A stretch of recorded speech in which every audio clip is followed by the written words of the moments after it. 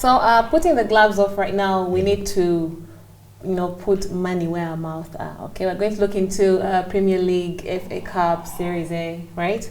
And Arsenal fans, okay, right now they feel like it is their moment, okay? But, we know that sometimes football loves to, humble people. So, Mark, let's talk about maybe the whole weekend that we have going ahead. Starting, first of all, with Arsenal versus Liverpool, that is on Thursday night. Maybe we can just give a sentence or two about it, and then we can. Arsenal look very, very impressive, and Arsenal look frightening because they've shown the lack of champions by bouncing back against Bournemouth. They are getting key players back from injury. You've seen Odegaard is now back. Gyökeres is back. I think they'll be getting Kai Havertz soon, which means that they're going to have more options in the team. I've loved the form of Gabriel Mark. For me, he's been the best defender this season, even after the mistake he made against Bournemouth. Championships are won from the back, from the defense. Just bounced back from injury. Yeah, just bounced back from injury. Like he never went away. I mean, it's very hard to score against Arsenal, and yet Arsenal are scoring goals in matches. I think their belief is growing by the day, and it tells that the chasing pack is crumbling on its own. I mean, Man City have dropped points. So do you the think others they're never actually dropped. ready? We predicted Arsenal to win the title before a goal was kicked. And we would like to say that again and again until somebody gives us credit for it. But we actually did when everybody thought Liverpool would run away with it. And Liverpool actually won the first five games of the season, and were looking like the champions of the previous season. That said, I don't think Arsenal are beating Liverpool. Wow, I was almost going to say. No, listen. Yeah, I was also. I usually disagree with Mark when we get to the predictions, but I'd like to agree. Well, Arsenal's scary right now. When I looked at them, the game against Bournemouth, I sent a message to a group I share with Mark, and I was like, I thought I had hope in Bournemouth doing something, and then I looked at the Arsenal bench. Who was there?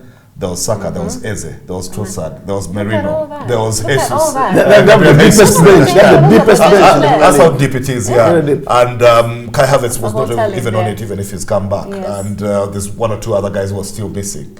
And I was like, if the first team fails, and that first team had Martinelli and Madueke and Gyökeres on the pitch, and Odegaard stringing the things together with Rice and Zubimendi, and I was like, if that first team fails, that bench can win that game. So they actually did. But and Liverpool, on the other hand, their confidence is shattered. They couldn't even win the last game. After taking a lead, they took a lead in stoppage time. Yeah. And they couldn't win the game. Yes, they couldn't. They couldn't win the game. They don't have Alexander Isak, who's out injured.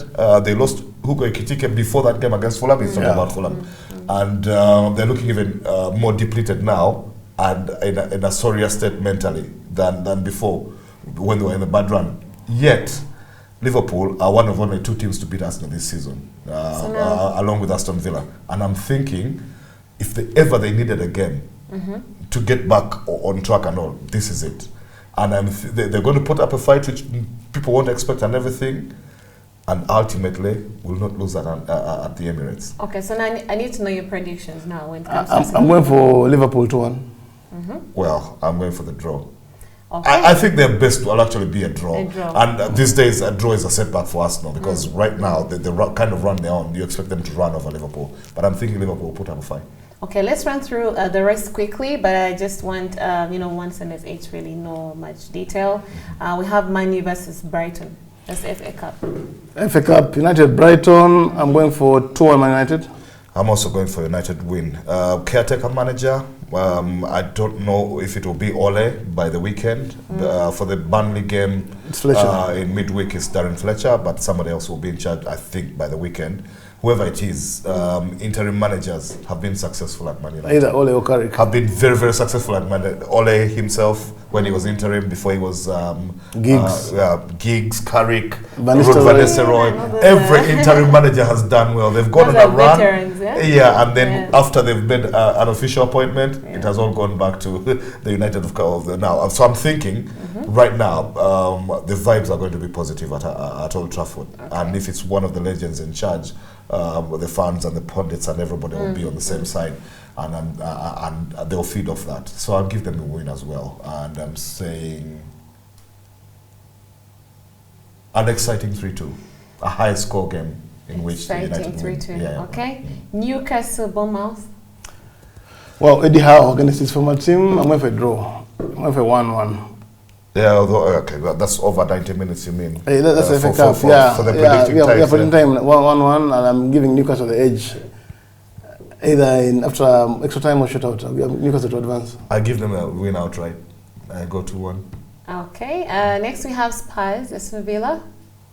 Wow. Yes. I'm going for I'm going for Villa to win that game away. I give it to Aston Villa, and I'm going. Let's give Spurs 1 goal and say this is another 2-1. I'm also going for Villa 2-1. You guys are playing it safe, all right.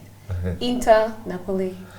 Now that's huge in the Italian Serie A. By the way, of the top 5 leagues in Europe, of the top 5 leagues in Europe, yes, that is the toughest title running that we're going to have this season, because you expect Bayern and PSG to win their titles in France and Germany.